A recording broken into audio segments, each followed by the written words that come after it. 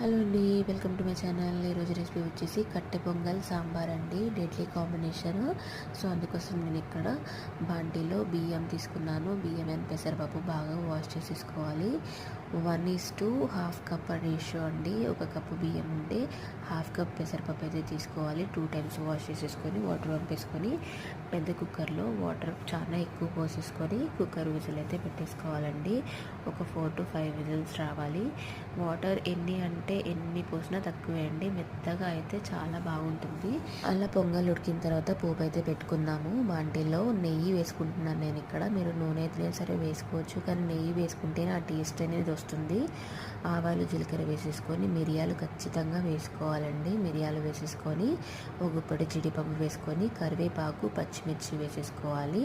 పొంగల్ ఉడికిపోయిన తర్వాత అందులో కొద్దిగా సాల్ట్ వేసేసుకొని ఈ పోపుని అందులో కలిపేసుకుంటే అంతే అండి. కట్టె